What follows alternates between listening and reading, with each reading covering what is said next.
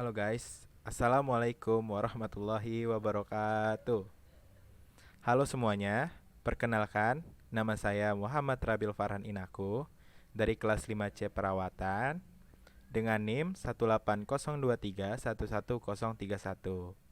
Di sini saya akan mempresentasikan tentang FMEA atau Failure Mode and Effect Analysis. Saat ini saya berkuliah di Politeknik Negeri Jakarta, jurusan Teknik Mesin. Tanpa berlama-lama lagi, yuk kita langsung masuk ke poin pembahasan atau materi pembahasan. Nah, di sini saya mempunyai dua pembahasan. Yang pertama itu tentang FMEA, yang kedua penerapan FMEA di maintenance. Nah, kita masuk ke poin pembahasan yang pertama, yaitu tentang FMEA.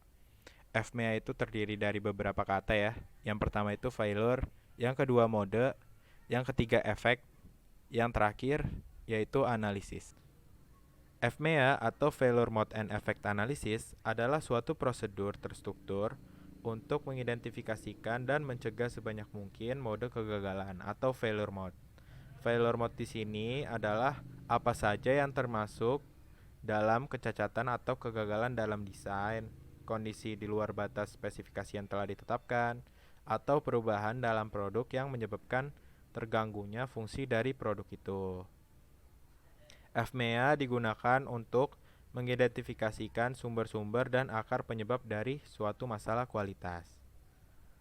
Para ahli memiliki beberapa definisi mengenai failure modes and effect analysis ini, sehingga memiliki arti yang cukup luas, dan apabila dievaluasi lebih dalam lagi, banyak yang memiliki arti yang serupa. Nah, FMEA juga memberi gambaran ke kita tentang tingkat resiko suatu kegagalan. Oke, langsung kita masuk ke understanding a failure sequence. Di sini ada direct cause, failure mode, immediate effect. Nah, pertama direct cause, yaitu saat kita mendeteksi suatu kegagalan. Saat kita mengetahui suatu kegagalan, kita langsung masuk ke failure mode. Begitu. Nah, is it a cause or failure mode? Nah, di sini kita mempunyai beberapa tingkatan. Yang pertama itu system level. Yang kedua, subsystem level. Yang ketiga, komponen level. Jadi dalam menganalisis kita mempunyai beberapa tingkatan gitu. Nah, contohnya nih. Contohnya dari weld process failure modes. Nah, misalnya dari sistem, yaitu welding line. Apa saja sih kegagalan berdasarkan sudut pandang sistem? Yaitu, ada robot failure, loss of incoming water, yang ketiga ada no signal to weld, dan lain-lain. Nah, yang kedua yaitu dari sudut pandang subsistem atau weld gun. Apa saja sih kesalahannya atau kegagalannya? Nah, itu yang pertama cracked jaw, failed servo motor, failed sun, dan lain-lain. Nah, yang terakhir kita menganalisis lagi ke dalam pandangan komponen. Yaitu misalnya dari servo motor nih. Kesalahannya apa aja sih? Oh, dia overheat atau loss of position atau premature seal failure. Jadi seperti itu. Kita lanjut membahas tipe-tipe dan jenis-jenis FMEA. Di sini terdapat 5 tipe FMEA yang bisa diterapkan dalam sebuah industri manufaktur, yaitu pertama ada sistem, kedua desain, yang ketiga proses, yang keempat service, yang kelima software. Menurut FMEA Handbook yang dijelaskan oleh Ford, menurutnya jenis FMEA itu terdiri dari pertama konsep FMEA, yaitu menjelaskan tentang spesifik untuk mengonsep desain dan proses. Yang kedua ada desain FMEA, yaitu desain yang distandarisasi oleh industri. Lalu ada proses FMEA, yaitu proses standarisasi industri. Dan yang terakhir machinery, seperti desain yang diaplikasikan di FMEA. Lalu ada tujuan penerapan FMEA. Nah, Tujuan yang dapat dicapai oleh perusahaan dengan penerapan FMEA yaitu mengidentifikasi mode kegagalan dan tingkat keparahan efeknya. Jadi kita bisa mengetahui mode kegagalan dan tingkat keparahan efeknya. Lalu kedua, mengidentifikasi karakteristik kritis. Dan yang ketiga, membantu fokus engineer dalam mengurangi perhatian terhadap produk dan proses. Yang keempat, mengurutkan pesanan desain potensial dan defisiensi proses. Yang terakhir, mencegah timbulnya permasalahan. Lalu, ada juga keuntungan penerapan FMEA. Perusahaan akan memperoleh keuntungan yang bermanfaat seperti meningkatkan kualitas, keandalan, dan keamanan produk. Dan yang kedua, penerapan FMEA juga membantu meningkatkan kepuasan pelanggan. Dan yang ketiga, meningkatkan citra baik dan daya saing perusahaan. Yang keempat, mengurangi waktu dan biaya pengembangan dalam produk. Dan yang terakhir, memperkirakan tindakan dan dokumen yang dapat mengurangi risiko. Jadi banyak sekali keuntungan yang bisa perusahaan dapat jika menerapkan FMEA di perusahaannya. Lalu terdapat input dan output dari FMEA. Inputnya yaitu seperti historical failure data, seperti sejarah-sejarah mesin, dulunya bagaimana mesinnya, apakah terjadi kegagalan sejak tanggal berapa sampai tanggal berapa. Itu biasanya ada historical datanya. Lalu kita terapkan yang namanya FMEA. Setelah diterapkan, kita bakal dapat outputnya, dapat hasilnya. Hasilnya itu adalah berupa list-list tentang failure dan resiko terhadap peralatan dan mesin. Begitu. Lalu ada 10 tahapan proses FMEA. Yang pertama itu identifikasi mode-mode kegagalan potensial selama proses. Jadi kita mencari tahu mode-mode kegagalan potensial selama proses. Lalu kedua, identifikasi akibat kegagalan yang dialami pelanggan. Jadi kita mencari tahu akibat kegagalan yang dialami oleh pelanggan. Bisa saja dari pelanggan kita cari tahu apa saja kendalanya selama pelanggan memakai peralatan kita, begitu. Lalu tentukan nilai severity. Kemudian identifikasi penyebab-penyebab kegagalan. Lalu yang kelima, tentukan nilai occurrence. Dan yang keenam, identifikasi pengendalian proses detection dan prevention. Yang ketujuh, tentukan nilai detection. Lalu yang kedelapan, hitung nilai RPN untuk menentukan prioritas tindakan yang harus diambil. Lalu yang kesembilan, tentukan action yang harus diambil. Lalu hitung nilai occurrence, detection, dan RPN yang baru. Nah, di sini kita bisa lihat bentuk laporan dari FMEA seperti di gambar. Lalu penjelasannya yaitu ada proses step, yaitu yang fokus terhadap analisis, lalu function, lalu ada potential failure mode, lalu ada potential effect of failure, lalu ada severity, ada classification, potential causes or mechanism of failure, lalu ada occurrence, lalu ada current process control atau prevention, lalu ada current process control atau detection juga, lalu ada DET dan RPN. Nah, di sini DET itu adalah detection. Lalu ada risk priority number. Itu dalam singkatan RPN. Jadi itu adalah tingkat resiko nanti terhadap ada nilainya. Semakin tinggi RPN, maka itu semakin kita harus memprioritaskan perawatan dalam mesin tersebut, begitu. Lalu ini adalah quality planningnya, seperti di gambar. Lalu kita akan membahas tentang penerapan FMEA di maintenance. Di sini saya mengambil jurnal yang berjudul Pendekatan FMEA dalam Analisa Risiko Perawatan Sistem Bahan Bakar Mesin Induk. Studi kasus ini dilaksanakan di kapal motor Sidomulyo. Referensi bisa dilihat dan linknya. Kita masuk ke abstrak. Sistem bahan bakar merupakan salah satu sistem pendukung mesin induk yang sangat penting dalam pengoperasian mesin induk KM Sidomulyo. Mesin induk pada kapal dioperasikan selama 24 jam dalam seminggu atau lebih.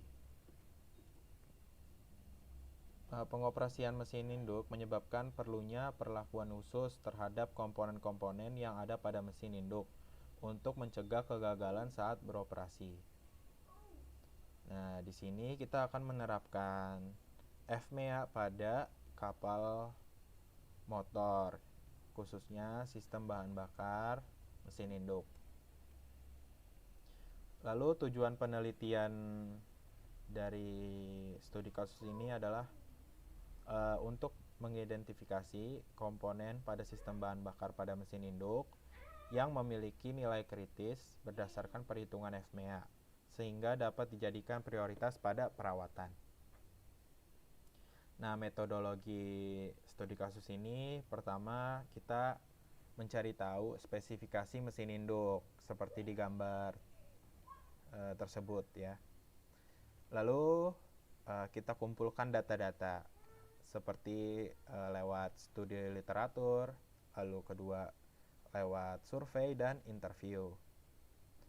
Nah, interviewnya itu berdasarkan jenis kerusakan, mekanisme kegagalan, severity atau tingkat keparahan, lalu occurrence atau tingkat terjadinya, lalu ada detection, tingkat kesulitan pendeteksian, lalu yang terakhir cara perawatan yang dilakukan. Nah, survei ini prosesnya itu dilakukan dengan mewawancarai nahkoda, kepala kamar mesin atau pekerja yang berpengalaman pada mesin induk kapal.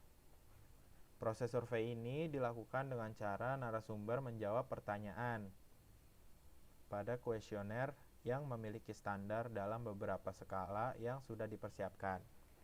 Lalu ada penilaian. Penilaian risiko dengan metode FMEA dapat menggunakan skala nilai kualitatif dengan mengidentifikasi beberapa kriteria yang sudah ditentukan untuk mengoptimalkan rencana perawatan pada mesin induk kapal. Penilaian ini berguna untuk mengidentifikasi parameter yang ada pada FMEA. Lalu parameter FMEA antara lain yang pertama itu tingkat keparahan atau severity. Severity itu adalah bagaimana keseriusan bahaya ketika sistem bekerja. Skala keparahan severity ditunjukkan pada tabel berikut. Nih. Jadi ada kriteria-kriterianya, lalu ada tingkat bahaya, lalu ada skala nilainya, seperti yang pada di gambar. Lalu kita masuk ke yang kedua. Yang kedua itu ada occurrence atau frekuensi terjadinya suatu kegagalan. Nah, apa sih occurrence itu? Yaitu seberapa banyak kejadian gangguan pada komponen sehingga menyebabkan sistem terjadi kegagalan atau dapat disebut adanya peluang terjadinya gangguan. Bisa dilihat pada tabel yaitu tingkat terjadinya apakah sangat sering atau jarang atau tidak pernah terjadi. Lalu ada jumlah kejadian, lalu ada tingkatnya yaitu berisi nilai-nilai skala. Nah, lalu ada yang ketiga itu detection atau tingkat deteksi, yaitu bagaimana kegagalan dapat diidentifikasi sebelum atau tepat sebelum terjadi kejadian. Gitu. Bisa dilihat di tabel ya, deteksi itu ada deteksi, ada kriterianya, ada tingkatnya, sama seperti yang sebelumnya. Lalu parameter FMEA ada RPN atau Risk Priority Number. Merupakan hasil gabungan dari 3 variabel yang meliputi severity atau S, occurrence atau O, dan detection atau D. Atau bisa juga dapat menggunakan persamaan RPN sama dengan S kali O kali D. Ini rumus RPN ya. Lalu struktur umum parameter indeks resiko dan matriks RPN digunakan untuk pengumpulan data dari hasil penilaian. Lalu RPN itu memberikan informasi untuk menentukan prioritas potensi kegagalan pada komponen. Ditentukan dari nilai RPN komponen yang berada di atas ambang batas nilai RPN. Nah, bisa dilihat seperti di tabel ya, seperti data-data gitu. Lalu ada diagram Pareto. Di sini penelitiannya dibantu dengan alat yang bernama diagram Pareto. Nah, diagram Pareto ini merupakan sebuah histogram yang digunakan untuk membantu menentukan area yang paling kritis pada suatu sistem. Seperti bisa dilihat, yaitu gambarnya Pareto chart seperti grafik. Nah, lalu di sini kita mendapatkan hasil dan diskusi. Berdasarkan studi kasus dan survei lapangan yang dilakukan tadi, lalu selanjutnya melaksanakan validasi sistem bahan bakar pada kamar mesin untuk memastikan komponen pada PID sesuai dengan yang terpasang pada mesin induk. Hasil dari validasi dan studi literatur menunjukkan bahwa pada sistem bahan bakar mesin induk KM Sidomulyo ini memiliki komponen utama, antara lain pertama tangki bahan bakar, kedua separator, yang ketiga pompa distribusi bahan bakar, dan yang keempat saringan bahan bakar, dan terakhir pompa injeksi serta pompa injektor. Nah, di sini ada proses sistem bahan bakar kapal motor Sidomulyo dengan diagram blok. Nah, ini yang digunakan untuk menjadi acuan sebagai batasan sistem untuk menganalisa resiko kegagalan pada sistem bahan bakar mesin induk dengan metode FMEA. Ada tangki bahan bakar, lalu separator yang bisa dilihat di gambar ya. Lanjut, nah di sini merupakan hasil validasi studi literatur dan survei lapangan dengan metode FMEA. Bisa dilihat di gambar, yaitu ada nomor komponen, fungsi, failure mode, failure mechanism, efek failure, deteksi failure, dan risk reducing measure. Yang pertama tadi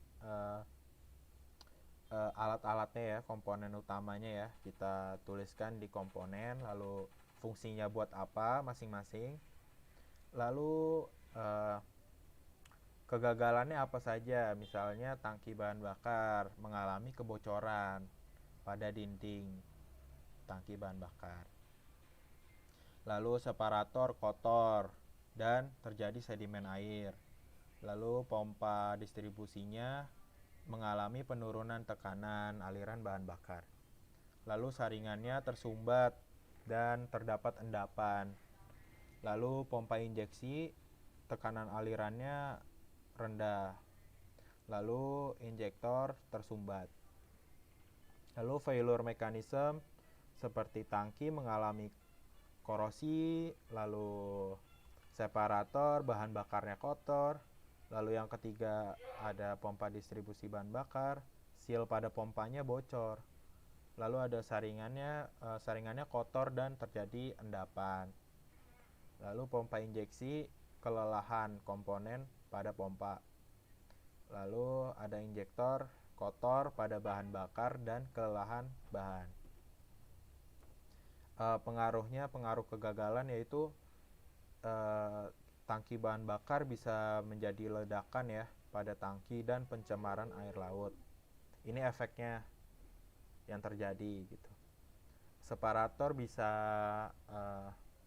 terjadi pembakaran pada mesin gitu. Lalu ada pompa distribusi bahan bakar ya, penurunan kinerja mesin. Lalu saringannya jika terjadi kegagalan, maka yang terjadi yaitu penurunan kinerja mesin dan mesin berhenti. Lalu dan banyak lagi gitu. Lalu resikonya itu resiko untuk mengurangi resiko ya. Ini ada misalnya tangki, yaitu pelapisan tangki secara berkala. Lalu separator melakukan pembersihan separator secara berkala. Jadi risk reducing measure ini untuk bagaimana caranya untuk mengurangi resiko agar tidak terlalu besar.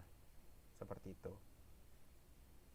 Lalu kita ada penilaian RPN dan strategi pemilihan perawatan. Nah, setelah kita melihat tabel yang sebelumnya, lalu kita nilai, kita skalakan, kita ubah, kita konversi menjadi nilai RPN.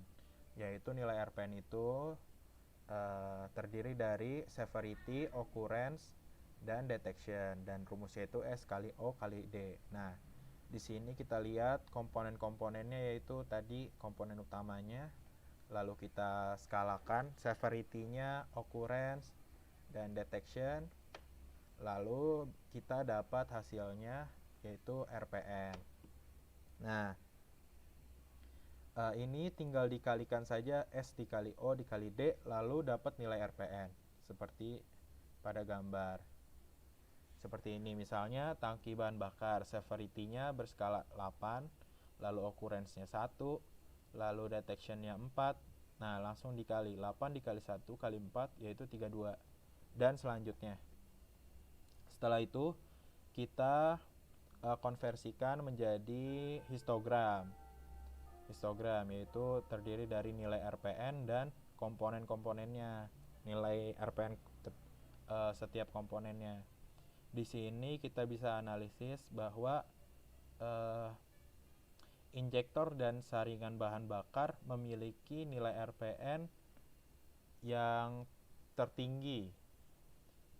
Jadi kita bisa simpulkan bahwa saringan bahan bakar dan injektor ini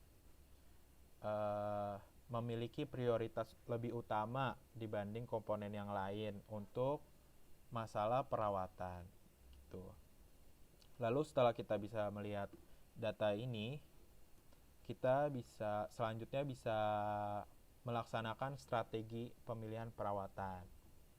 Nah, nilai RPN sangat memengaruhi strategi pemilihan perawatan yang akan ditindaklanjuti. Jadi semakin tinggi RPN nanti, semakin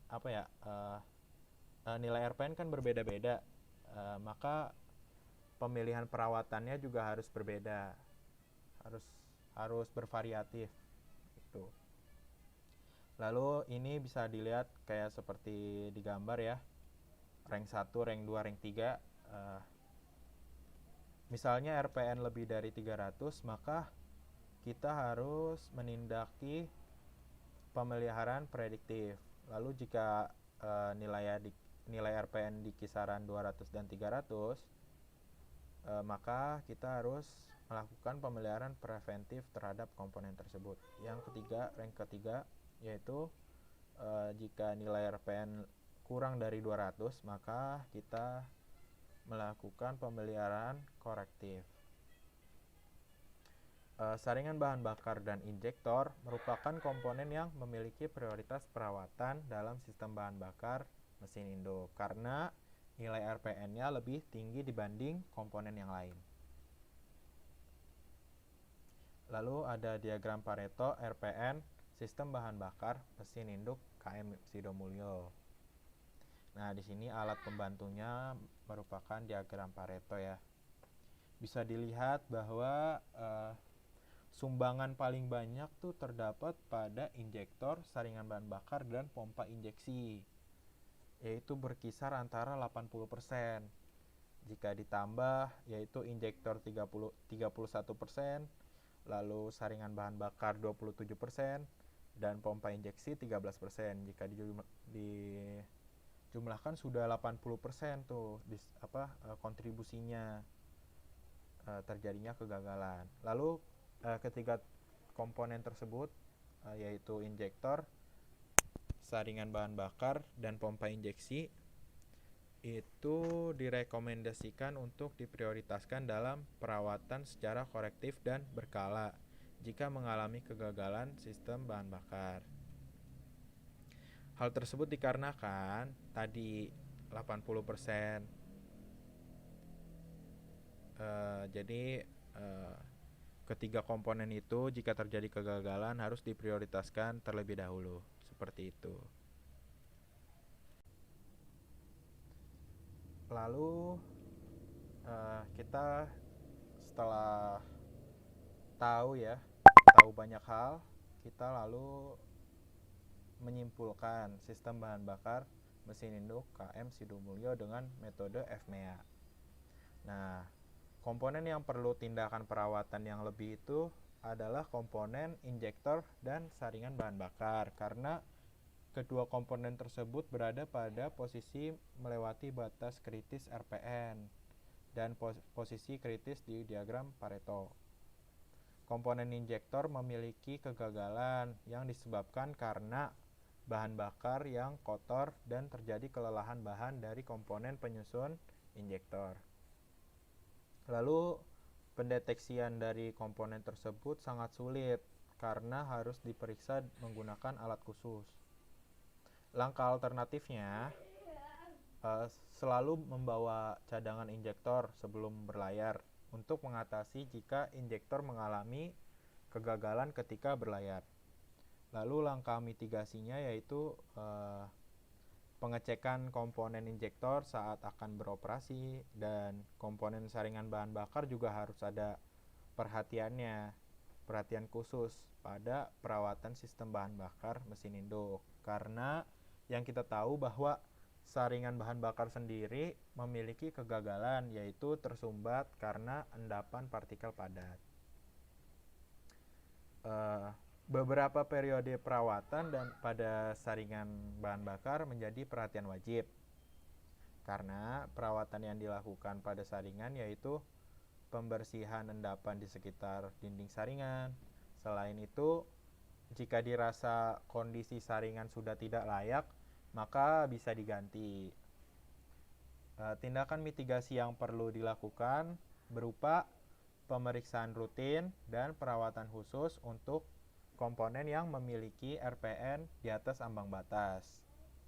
Komponen yang memiliki nilai RPN di bawah ambang batas dan termasuk daerah 20% Pareto tetap dilakukan perawatan, cuman lebih memprioritaskan yang di atas ambang batas. Kenapa kita tetap melakukan perawatan walaupun nilai ada komponen yang terdapat nilai yang di bawah ambang batas? Karena beberapa komponen dapat menyebabkan mesin gagal beroperasi. Makanya kita harus melakukan perawatan terhadap semua komponen. Perawatan yang sering dilakukan yaitu perawatan setelah beroperasi yang dilakukan bengkel kapal atau dok. Hal tersebut untuk mencegah kegagalan di luar prediksi dari penilaian. Terima kasih untuk perhatiannya. Kurang lebih mohon maaf. Wassalamualaikum warahmatullahi wabarakatuh. Terima kasih.